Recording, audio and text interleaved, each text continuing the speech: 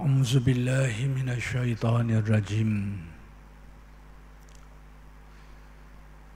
بسم الله الرحمن الرحيم. الحمد لله رب العالمين وبه نستعين.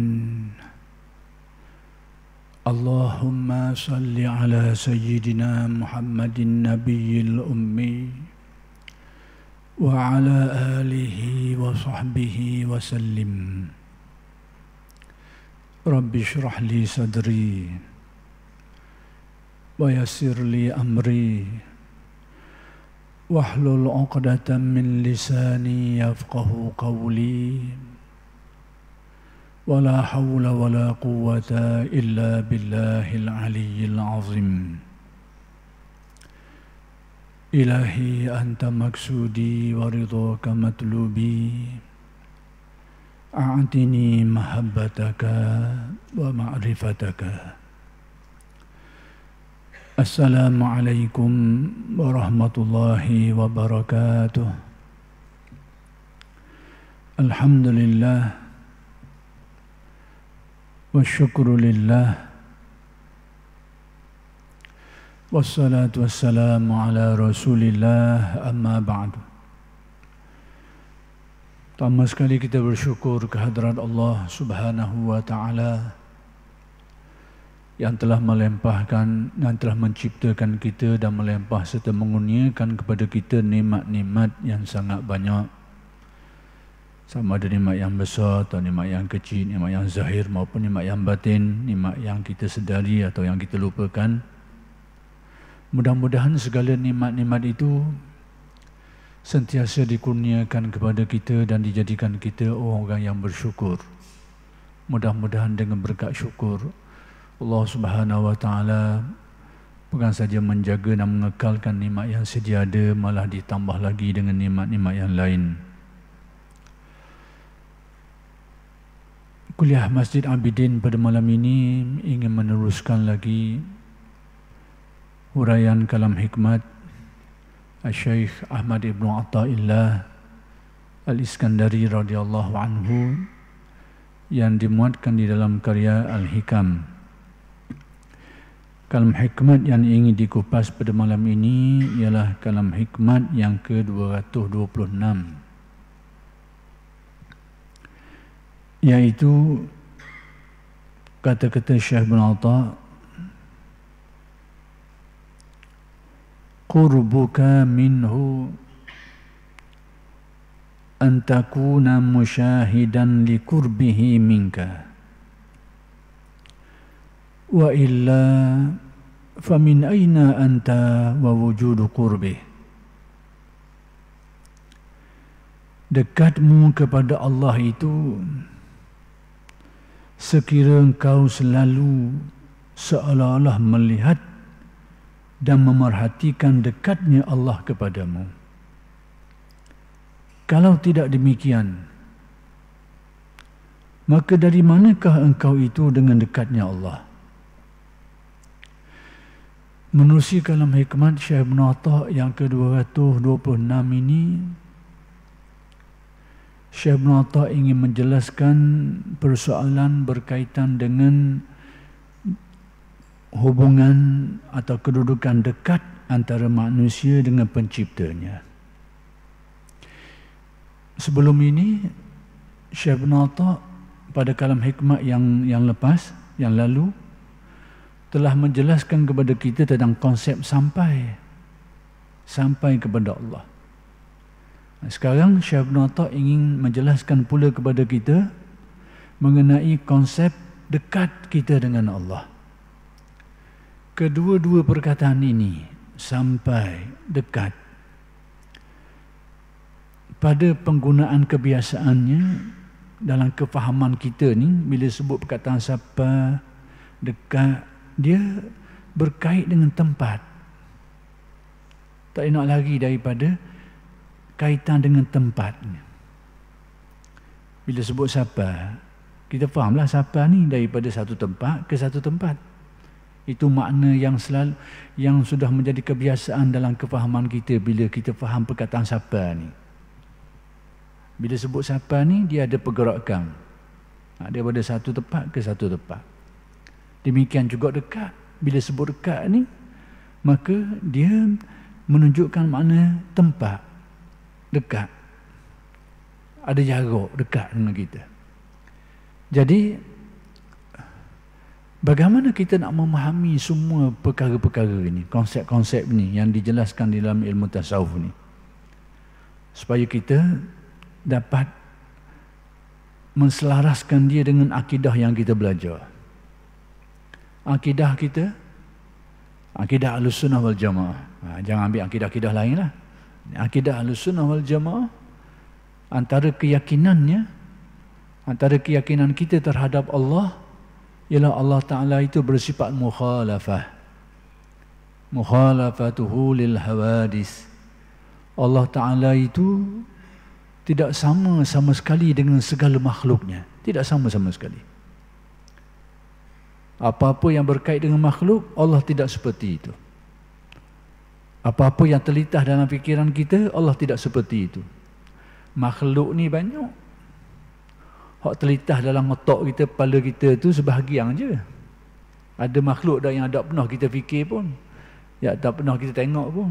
Jadi apa-apa saja yang terlintas dalam otak kita ni, dalam gambaran akal kita ni, dan tasawur akal kita ni, maka Allah tidak seperti itu. Bukan hanya sekadar yang terlintas dalam kepala kita, dalam otak kita, bahkan segala perkara makhluk ni, hak tak ada dalam otak kita pun, maka Allah Ta'ala itu tidak sama sedikit pun dengan segala makhluknya itu. Itu kita kena faham, mukhalafatuhu lil hawadis. Salah satu daripada asas tunjang keyakinan kita terhadap Allah Subhanahu wa Ta'ala yang dinaskan di dalam Al-Quran dengan nas yang muhkam, yang muhkamah, nas yang jelas dan terang. Laisa kamislihi syai', tidak ada sesuatu pun yang serupa dengan Allah. Walam yakul lahu kufuwan ahad, tidak ada seseorang pun atau sesuatu pun yang serupa dengan Allah Subhanahu wa Ta'ala. Ini nas yang muhkamah, yang jelas dan terang maksudnya. Maka ulama usuluddin menyimpulkannya dalam ilmu akidah sebagai mukhalafatuhu lil hawadis. Ini asas keyakinan kita. Mana-mana pegangan, kefahaman akidah yang bercanggah dengan perkara asas ini, itu bukan lagi pegangan Ahlussunnah wal Jamaah. Kena ingat, mana-mana yang bercanggah dengan perkara asas ni, itu bukan lagi akidah Ahlussunnah wal Jamaah. Nak panggil akidah apa-apa pun kau pandailah, taklah nama apa-apa. Tapi itu bukan akidah Ahlussunnah wal Jamaah. Mana-mana akidah yang mensifatkan Tuhan ada rupa, ada anggota, ada tempat, itu bukan lagi akidah Ahlussunnah wal Jamaah. Kena ingat bahawa itu suti. Jadi sekarang, bila itu menjadi keyakinan kita terhadap Allah, zat yang tidak menyerupai sesuatu, yang laisa kamitslihi syai'. Lalu bagaimana dengan istilah ini? Istilah sampai kepada Allah, istilah dekat dengan Allah. Maka istilah inilah yang perlu difahami. Baik. Maka kata Syekh Ibn Atta, dekatnya engkau kepada Allah itu, Syekh Ibn Atta nak beritahu kepada kita, nak menjelaskan kepada kita kedudukan dekat. Kenapa? Kerana kita ni sebagai manusia, nak tak nak, sebagai seorang mukmin, sebagai seorang Muslim, nak tak nak, kita kena berusaha mendekatkan diri kepada Allah. Itu setiap Muslim, setiap mukmin, dia kena ada benda ini, usaha untuk mendekatkan diri kepada Allah. Jadi persoalannya sekarang, dekat dengan Allah Ta'ala itu apa artinya? Apa maksudnya? Nak tak nak, takkan kita nak jauh dari Allah pula? Semua orang nak dekat. Mungkin atas dunia ni ada orang lupa lah, ada orang tambuh lah, di akhirat orang berebut lah. Sebab kedudukan dekat dengan Allah ini akan memberi nilai kepada manusia di akhirat. Kita kena ingat, nikmat di akhirat nanti dia banyak ragam. Ada dalam bentuk nikmat-nikmat syurga, dalam bentuk kenikmatan, balasan syurga yang dikurniakan Allah kepada orang yang beriman. Itu pun nikmat yang sangat tinggi, nikmat yang sangat besar nilai dia. Sehingga dikhabarkan di dalam hadis, dijelaskan di dalam hadis tentang ketinggian nikmat dalam syurga ni, ma la a'dattu li ibadiyas salihin ma la 'ainun ra'at wala uzunun sami'at wala khatara ala qalbi bashar. Aku sediakan kepada hamba-hambaku yang soleh. Yang soleh ni semua orang Islam yang baik lah, yang dapat ganjaran ni. Kalau ada baik pun, ada jahat pun akan dibalas dululah dengan neraka, tapi berkesudahan ke syurga juga. Kerana iman, prinsipnya, asasnya iman kepada Allah. Jadi aku sediakan, kata Allah, kepada hamba-hambaku yang soleh, mala ainun ra'at, apa yang tidak pernah terlihat pun oleh mata mereka ni. Maksudnya nikmat yang luar biasa kehebatan dia, tak pernah tengok pun. Dari segi kecantikan lah, benda yang berkait dengan penglihatan ni, penglihatan kita ni benda comel, benda molek lah, benda-benda comel sekali, sedap pandang lah. Maka nikmat dan syurga tu tak pernah terlitah pun dalam, tidak pernah terlihat pun oleh manusia. Wala uzunun sami'at, tidak pernah terdengar pun oleh telinga kita tahulah suara yang merdu-merdu, sedap-sedap lah, suara yang, tapi nikmat dan syurga ni tak pernah terdengar pun oleh telinga. Nilai kenikmatan dia. Wala khatara ala qalbi bashar, bahkan apa yang tidak pernah terlintas pun dalam hati manusia ni tentang kadar kenikmatan itu pun sangat hebat. Tetapi kena ingat bahawa manusia, orang-orang yang beriman di dalam syurga nanti, selain daripada dikurniakan Allah nikmat-nikmat ni, tapi tingkatan kedudukan mereka di sisi Allah tidak sama. Maka kedudukan mereka di sisi Allah itulah penentunya bergantung kepada kedudukan mereka ni di dunia ni. Kedudukan mereka atas dunia ni dalam hubungan mereka dengan Allah, itulah yang akan mengukur kedudukan mereka di akhirat.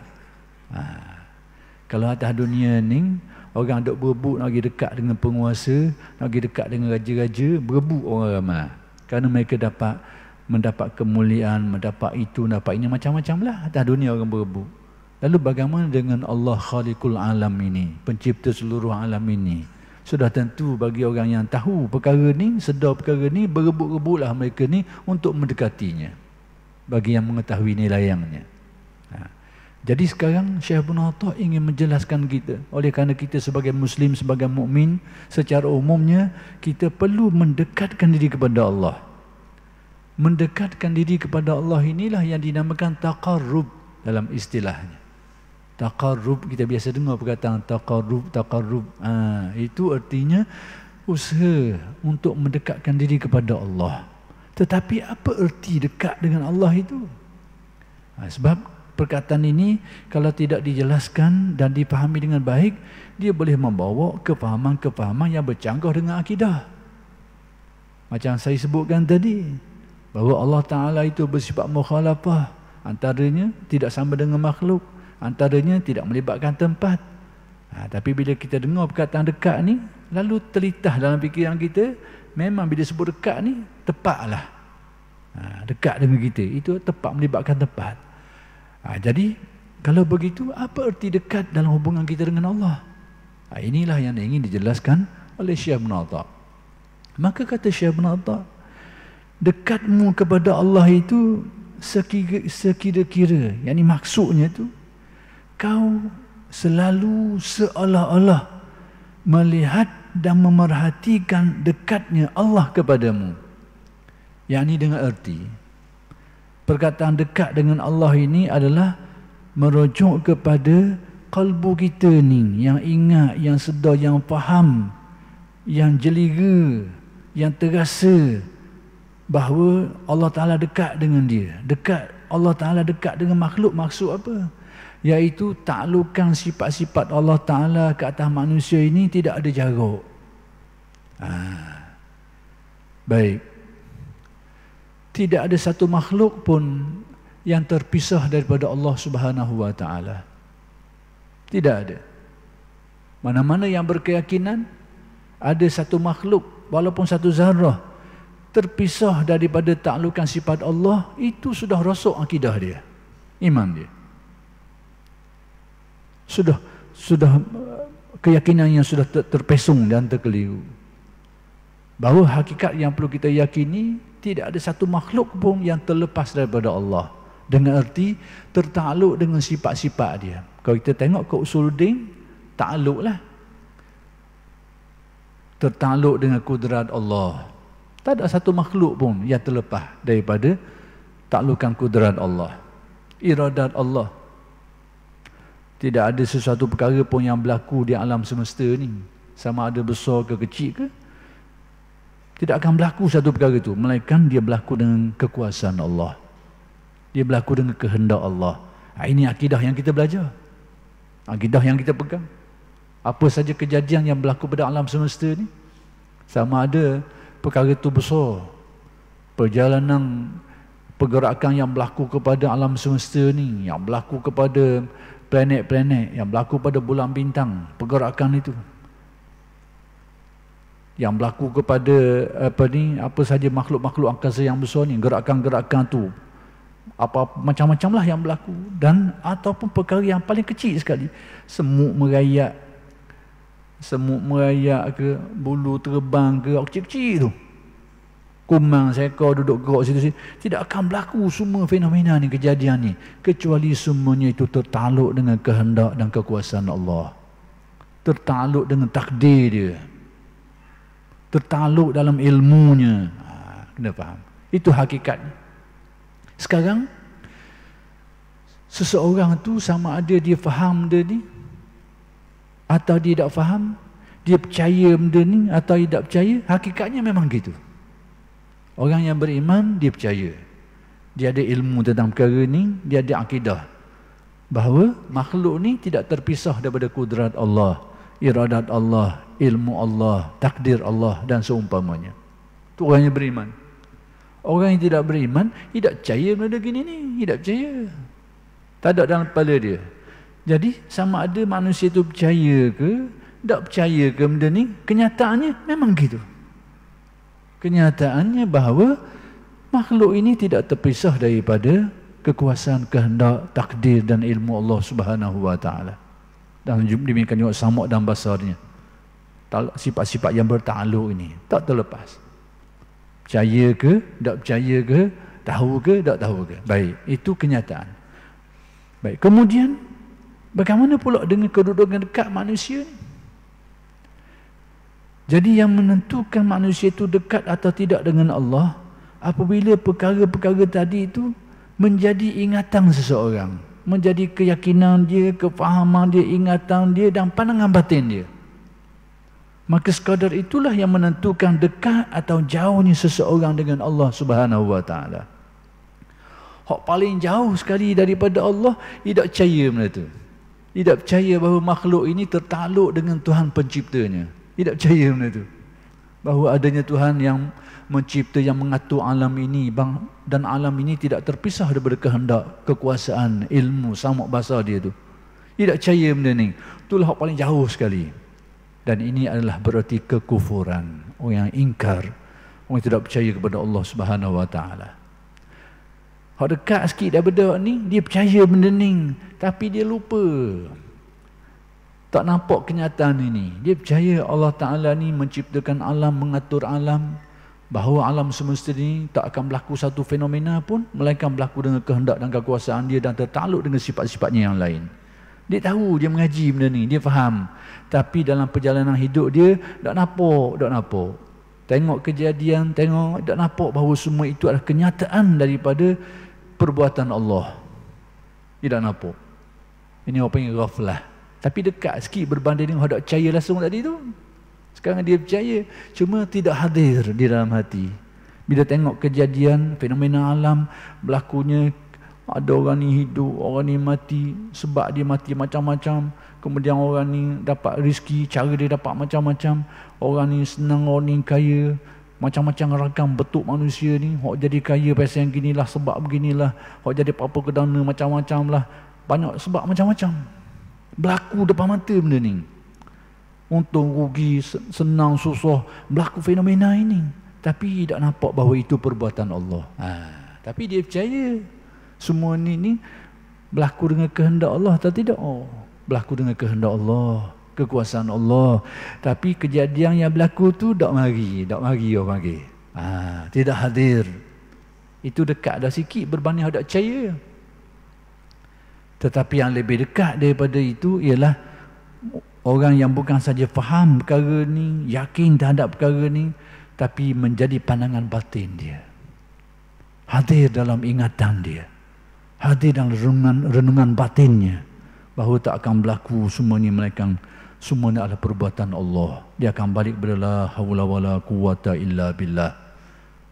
Dia akan bahawa semua fenomena alam semesta ini adalah cerminan kepada Tuhan yang Maha Esa. Cerminan kepada perbuatan Tuhan. Cerminan kepada sifat-sifat ketuhanan Allah atas alam semesta, fenomena yang berlaku pada alam semesta ni. Itu dekat. Dekat lagi. Jadi ukuran dekat dan dekat ni adalah sejauh mana kalbu seseorang ini dapat menyedari dan hadir untuk ingat semua perkara-perkara itu. Maka disitulah darjat kedekatan seseorang dengan Allah Subhanahu wa taala. Maka inilah yang ingin disampaikan oleh Syekh Ibn Atta'. Maka istilah tadi itu, hati yang ingat, hati yang faham, hati yang yakin, hati yang ingat, hati yang sedar, hati yang terasa, hati yang sentiasa memandang, semua itu, semua perkataan-perkataan tadi itu dalam istilah tasawuf orang panggil musyahadah. Istilah musyahadah. Itu je cara mudah nak faham. Pendetailan dia banyaklah hal-hal lain. Kita tak payah pergilah dalam tu. Ambil yang mudah-mudah gini sudah dahulu. Dan itu pun sudah mencapai maksud. Perincian ni cerita lain. Jadi tasawuf ni sebenarnya bukanlah rumit sangat. Tapi taklah mudah sangat. Kalau dipermudahkan insya-Allah boleh faham dengan mudah. Itu je. Cuma yang jadi payah tu dua sebab. Sama ada kita macam nauzubillah min zalik, kita mengajar kita sendiri tak faham molek, ataupun hak dengar tu dungu dak lalu. Mungkin tak faham lah. Atau kan ajar dak erti, ataupun hak dengar tu nak kata bahasa kata bodoh lah. Bodoh dak lalu. Bahasa mudah lah. Mungkin tak faham lah. Tapi kalau dia ada kepahaman yang sederhana dan dijelaskan baik, insya-Allah benda tu boleh difahami dengan baik. Jadi antara sudut kedekatan seseorang dengan Allah dengan makna itu, makna kefahaman dan kesedaran hati terhadap hakikat bahawa makhluk ini tidak terpisah daripada Allah. Apa arti tidak terpisah daripada Allah? Tidak terpisah daripada taklukan sifat-sifat dia tu. Taklukan sifat-sifatnya. Jadi itulah makna dekat. Bukan berarti dekat bahawa Tuhan itu ada tempat dan kita berjarak dekat dengan dia. Itu bukan. Itu bukan makna yang dimaksudkan. Dan kefahaman itu, pegangan itu adalah pegangan yang bercanggah dengan akidah Ahlus Sunnah wal Jamaah.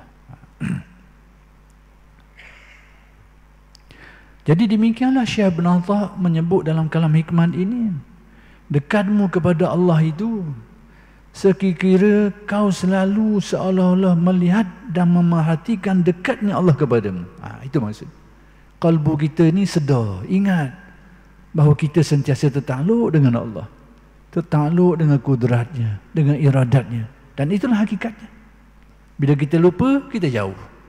Bila kita tak faham, jauh lagi. Bila kita ingkar, paling jauh. Itu ukuran dekat atau jauhnya manusia dengan Allah.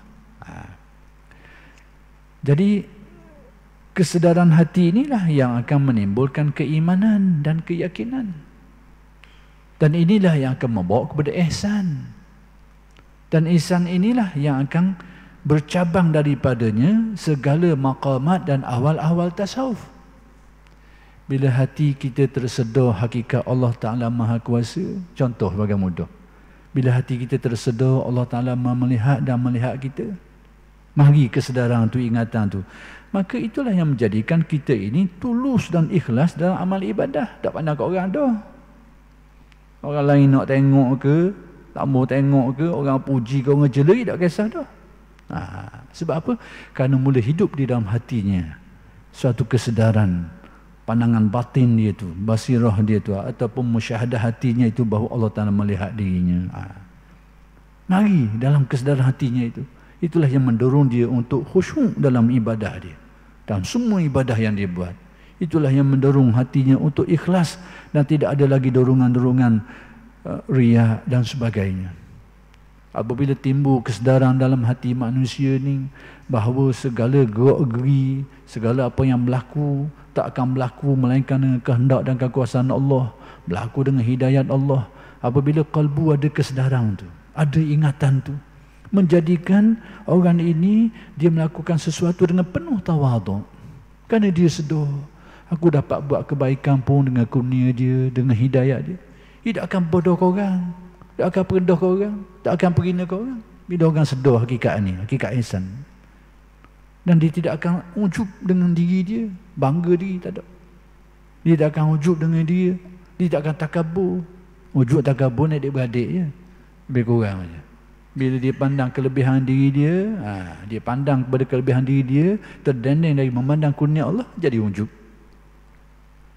Apabila dia pandang kelebihan diri dia, terdendeng dari memandang kurnia Allah, dia perendah orang pula, jadi takabur. Dua-dua ni nyakit berat belaka ni, jangan pandang nyakit mudah ni.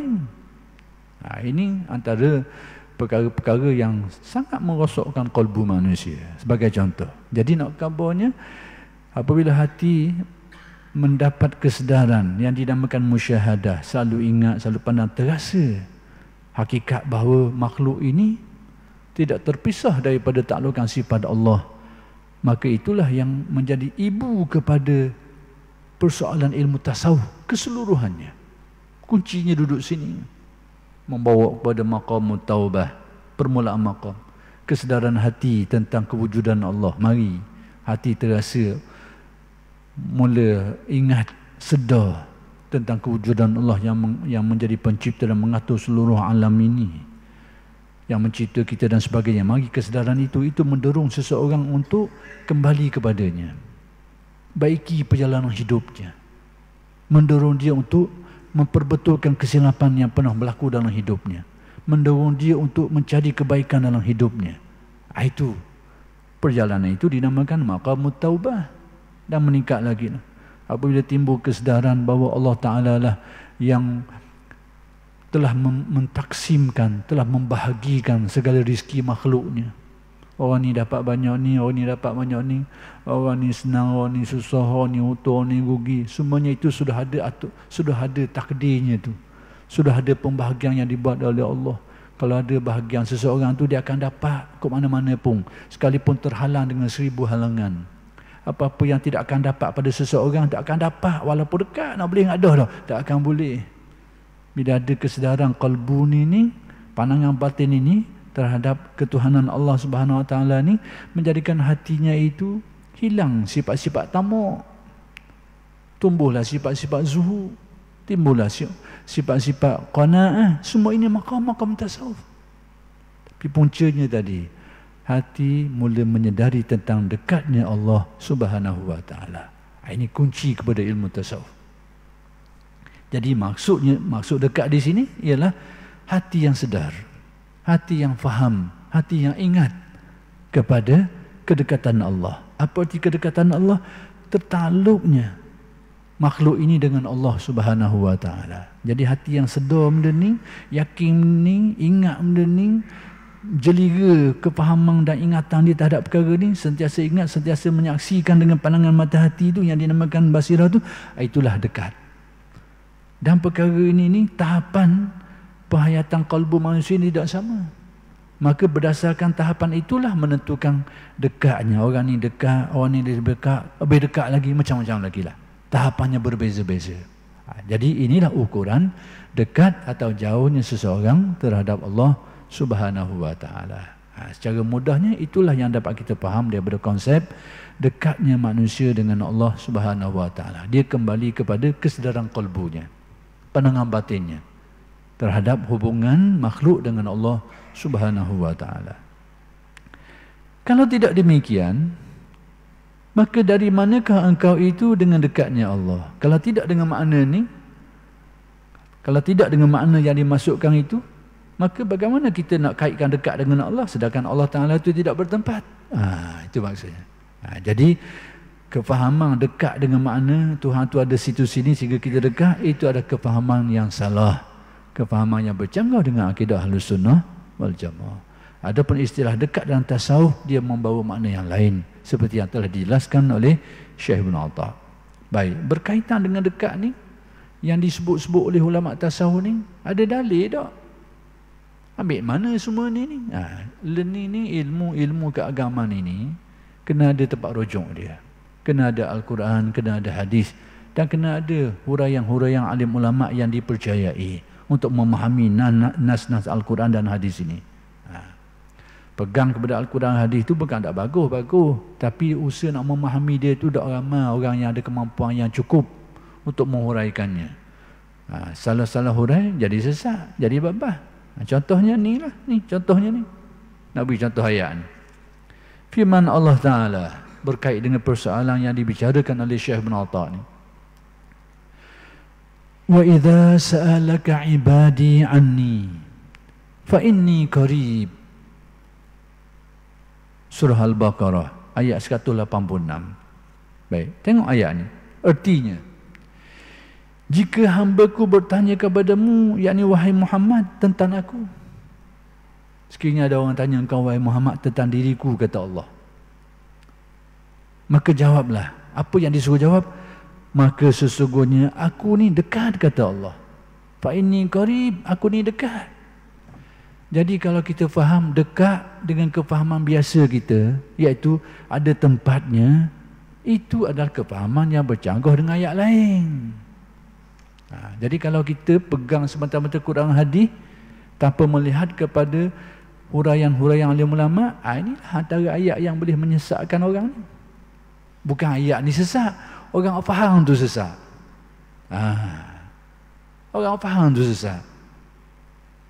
Ini yang saya maksudkan. Ayat ni terang-terang beritahu fa inni qarib, aku ni dekat, kata Allah. Jadi bab tempat ni, ayat-ayat Al-Quran yang mengaitkan secara zahir tempat dengan Allah Ta'ala ni banyak. Banyak. Sebab itu akidah Ahlus Sunnah dalam menghuraikan pengertian mukhalafatuhu lil hawadis, bahawa Allah Ta'ala itu berbeza sama sekali, tidak sama sekali dengan segala makhluknya itu. Antaranya tidak melibatkan tempat. Antaranya maksudnya itu Allah Ta'ala tidak melibatkan tempat. Sebab apa? Sebab ayat Al-Quran yang menyebut tentang tempat ni berkaitan dengan Allah ni banyak. Ayat ni sebut dekat, qarib, dekat.